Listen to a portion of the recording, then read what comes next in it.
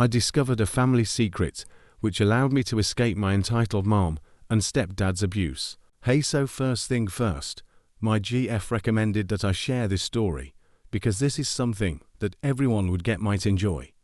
So, I decided that I would post it here, under a throwaway. Mostly because my previous posts on my main would all but make my early parent, and because I do not want the artificial boost to my karma. Growing up, I had thought that I had good relationship with my parents, mom and dad, stepdad, and my 3 younger siblings. However, around 5th grade my relationship had begun to change. I had always exceeded at school, so my parents sent me to a private school that had really good test scores and students had good placements in colleges later on. However, my last year was really excited to go on to a private middle school that all of my friends and I had gotten accepted into. Unfortunately, at that time my parents sat me down and explained to me that they did not have the money to pay for my tuition and had to withdraw younger siblings' applications to the elementary school that I had gone to for the same reason. So, I would be enrolled in the local public middle school the following year. Towards the end of 5th grade, we were doing science class and my teacher started our intro to genetics unit. That lesson has stayed with me since, because my appearance is so different compared to my parents. As of now I'm in my 20s, and I share literally no features with my mom. So, I started to begin asking my teacher some very difficult questions about genetics in class, and after answering which traits tend to be dominant, she realized where I was going and immediately shut me down. Over that summer I read pretty much every book I could on the subject before I did something dumb. I went to my dad and asked him if I was adopted. This conversation didn't end well. I don't remember everything that was said, but it escalated very quickly and ended with him hitting me. My dad hit me so hard that he actually broke my right cheekbone. My mom rushed me to the hospital, and I was coached saying that I was accidentally hit by a doorknob, which I eventually had to repeat the same thing to CPS. After a week back from the hospital, my mom and dad revealed to me that he was actually my stepdad. When they were in college, my mom was dating a guy who she said was a real asshole. When they found out that she was pregnant, he left her. But my stepdad stepped up and did everything that he could, and they put his name on my birth certificate. My mom then explained that when I confronted my stepdad, that it really hurt him and lashed out in anger. It was wrong, and they both asked for forgiveness. I unfortunately agreed. We seemed to go back to being a somewhat normal family again, but I began to notice things that I didn't before. Whenever my younger siblings needed something, my mom and stepdad would drop everything to help them. Meanwhile, I was told to figure it out myself. For birthdays, I would get next to no attention, usually just a hug from my mom. I didn't even get a cake after I turned 6. Meanwhile, my siblings would get a party, and the works pulled out for them. My stepdad would come back from work and wanted nothing to do with me. Even as a little kid, I was a massive nerd who wanted to go to museums and all those nerdy kid things and had zero interest in sports. My brothers were the exact opposite, and he spent much of his free time playing or watching sports with them. If my brothers wanted to go to see a game or something, my stepdad would move heaven and earth to bring them and usually drag me along.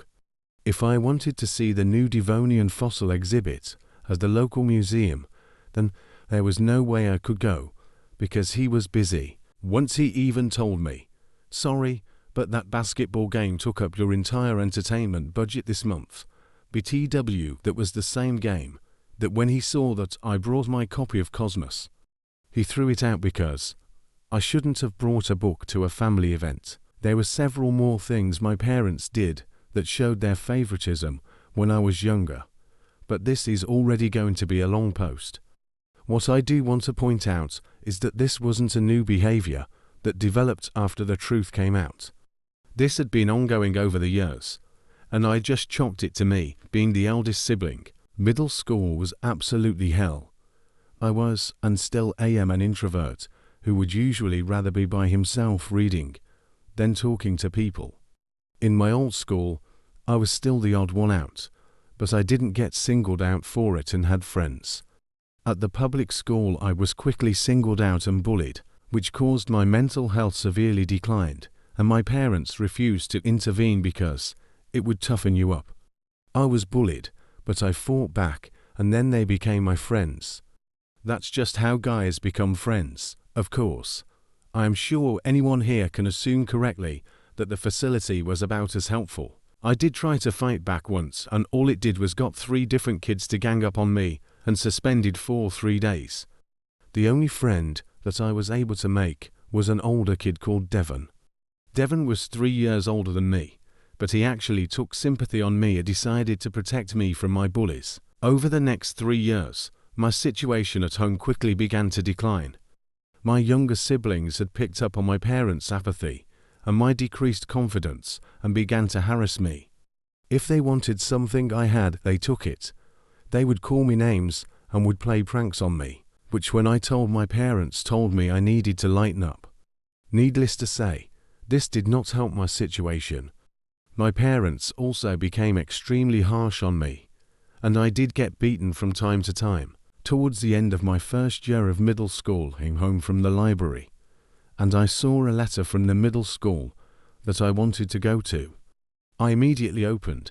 It was a letter declining the application for YB1 and YS. I did not see anything for me, so I went to my parents. They punished me for opening their mail, but when I pushed it, they told me that YB1 and YS did more to deserve going to that middle school. Mind you, at this time, and before I had near perfect grades, when I argued that if they could afford to send YB1 and YS, then I should be able to go, I was beaten for talking back and opening my parents' mail. I will be honest, during this time I did try self-harm. Whenever I did, my situation would briefly improve. I became the center of my parents' world. Teachers would intervene to stop the bullying, and even some of the kids at school would begin to be friendly to me. But after a week, things would quickly slide back. The only person who was actually there for me in my life was Devon. One day during the early part of 8th grade, I broke down and told Devon about my biological father. I had been having thoughts about why he abandoned me when he found out. How it was partially his fault that my life was the way it was. There was a lot else I said, but that was the key part. During my venting session I revealed that my mom had let my dad's first and last name slip recently, and I knew his name, so Devon offered help me research my dad. That day Devon and I went to his house and began to essentially cyber-stalk him. My bio dad was still a college professor at a research university, about 200-ish miles from where we lived. We also found that he was married, and I learned I had another younger sister, and my stepmom was pregnant. That night Devon and I hatched a plan, which we would carry out the following day. I came to school, and as soon as I stepped off the bus, I went the high school student parking lot and got into Devon's car, and we left. We arrived at the university around noon. After parking, Devon immediately went to the student center and asked which office my dad worked at and got directions. We went there and he was gone on lunch.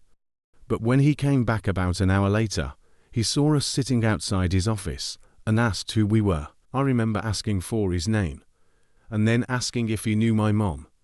When he confirmed both, I told him who I was, and that I believed I was his son.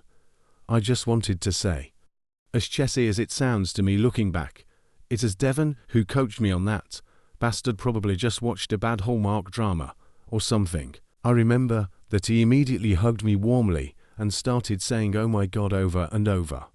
He immediately brought us in his office to talk and cancelled his classes for the day. After that Devon left, and my dad took me home and introduced me to his family.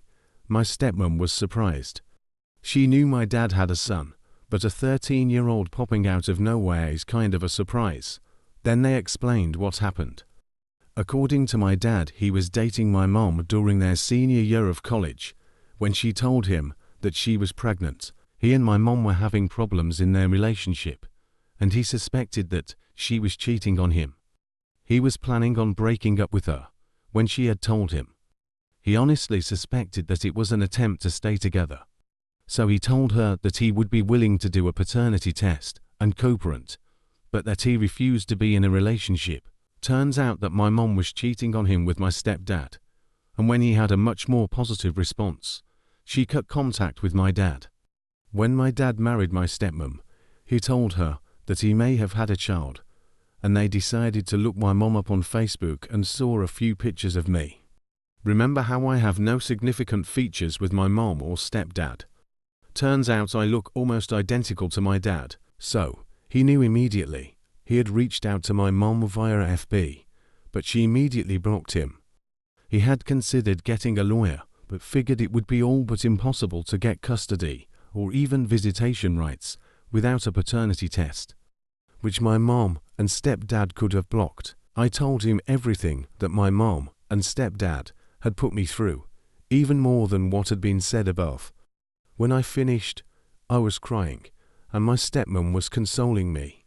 After it was all out, my dad wordlessly stood up, went into the next room and called a lawyer, and then called the police. The police, social services, and CPS all showed up and took me into custody.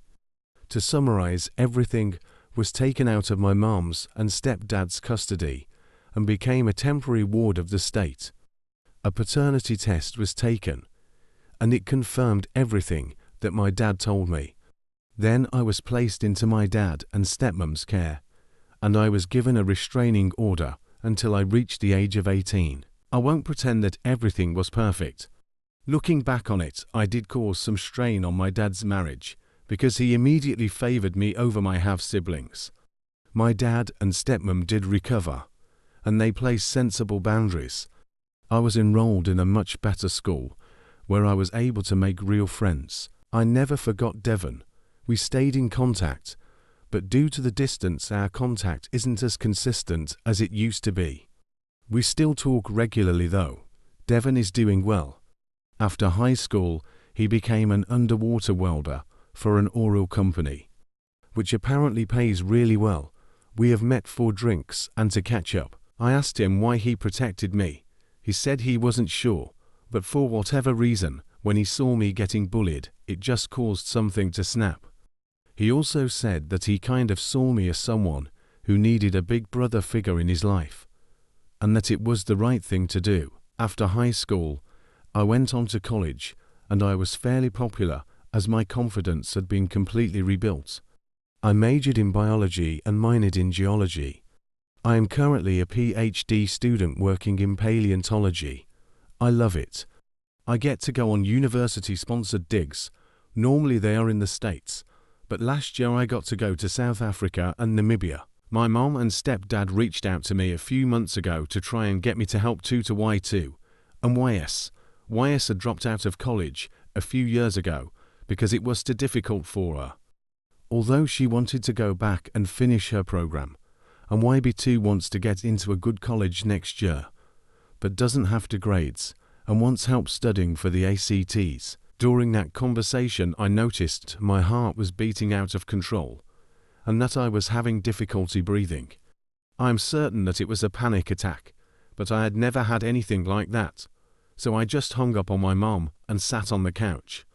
The following day, I began to receive a couple of texts from my mom's kids asking for help and blocked all of their numbers. Afterwards, I didn't hear from them until I received a barrage of emails from them on my university email.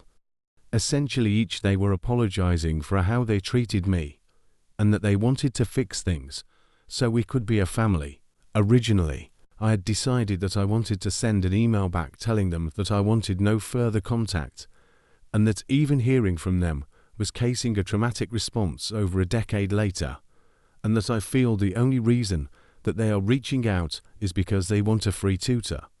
I never sent it. Instead, I decided simply to block them. In April, I went on a dig in Texas and received a call from the police telling they had been called to my apt because they had been told that someone had broken in. It was YB1 trying to get in contact with me. I told the police that he was not supposed to be there and that I would like trespassing charges pressed. As it was a first offense, he was able to plea bargain it down to 100 hours of community service. I got back home at the end of May and I haven't heard from them yet. I think that they got the idea and decided to stop contacting me. Regardless, I have a strong relationship with my dad. We have spent a long time building that relationship and make up for lost time. I have a good relationship with my younger half-siblings from my dad and stepmom. I play with them and spend a lot of time with them, but there is a fairly big age gap between us. My stepmom and I are on good terms. I'm not sure how to describe our relationship, but I would say that while she didn't completely replace the role of a mom in my life, she did become a motherly figure. I have no idea if that makes sense, but it is the best way I can phrase it. I am not entirely sure how to end this. There might be something like a message here, but probably not. I really did just feel that I should share my story.